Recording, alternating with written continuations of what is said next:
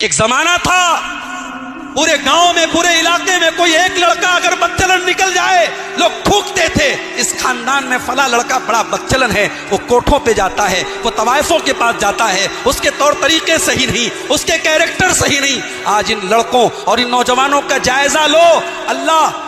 رحم کرے، شاید کوئی نوجوان ملے گا جس کی کوئی گرل فرینڈ نہ ہو، شاید کوئی لڑکا ایسا ملے گا جس کی کوئی گرل فرینڈ نہ ہو، اور شاید کوئی لڑکی ایسی ملے گی جس کا کوئی بوائے فرینڈ نہ ہو۔ یہ حالات ہے ہمارے، دل سخت ہو گئے، دلوں میں شہوت کی بیماری ہو گئی، دلوں میں غیر محرم عورتوں سے ملنے کی، ان سے بات کرنے کی اور ان سے زنا کرنے کی بیماری ہو گئی، اور اللہ نے اس بیماری کے بارے میں 1400 سال پہلے اپنے قرآن میں، اپنے کلام میں اللہ نے آیت نازل کر دی۔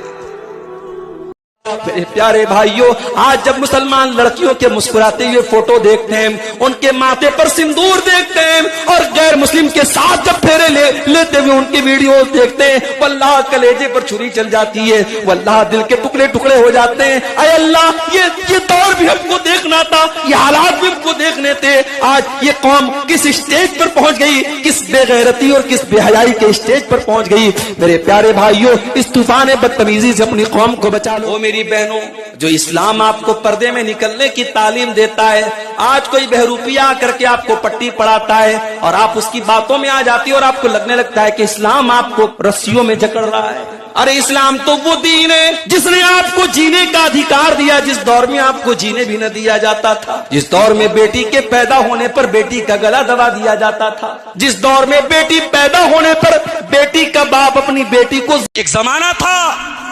پورے گاؤں میں پورے علاقے میں کوئی ایک لڑکا اگر بدچلن نکل جائے لوگ تھوکتے تھے اس خاندان میں فلاں لڑکا بڑا بدچلن ہے، وہ کوٹھوں پہ جاتا ہے، وہ طوائفوں کے پاس جاتا ہے، اس کے طور طریقے صحیح نہیں، اس کے کیریکٹر صحیح نہیں۔ آج ان لڑکوں اور ان نوجوانوں کا جائزہ لو، اللہ رحم کرے، شاید کوئی نوجوان ملے گا جس کی کوئی گرل فرینڈ نہ ہو، شاید کوئی لڑکا ایسا ملے گا جس کی کوئی گرل فرینڈ نہ ہو، اور شاید کوئی لڑکی ایسی ملے گی جس کا کوئی بوائے فرینڈ نہ ہو۔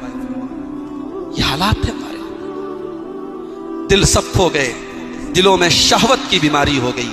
دلوں میں غیر محرم عورتوں سے ملنے کی، ان سے بات کرنے کی اور ان سے زنا کرنے کی بیماری ہو گئی، اور اللہ نے اس بیماری کے بارے میں 1400 سال پہلے اپنے قرآن میں، اپنے کلام میں اللہ نے آیت نازل کر دی۔ اللہ نے ایمان والی عورتوں کو خطاب کر کے فرمایا، فلا تخضعن بالقول فیطمع الذی فی قلبہ مرض۔ اے ایمان والی عورتوں، جب تم کسی غیر محرم سے بات کرو، پہلی بات تو یہ کہ تمہیں بات نہیں کرنی چاہیے، لیکن اگر ایمرجنسی پڑ جائے، کوئی غیر محرم تمہارے گھر آ جائے، یا آج کا ٹیلی فون کا موبائل کا زمانہ ہے، کسی غیر محرم کی کال آ جائے اور تمہیں بات کرنی پڑ جائے، تو قرآن کیا کہتا ہے؟ فلا تخضعن بالقول، تم کسی غیر محرم سے نرمی کے ساتھ، لچک کے ساتھ، مٹھاس کے ساتھ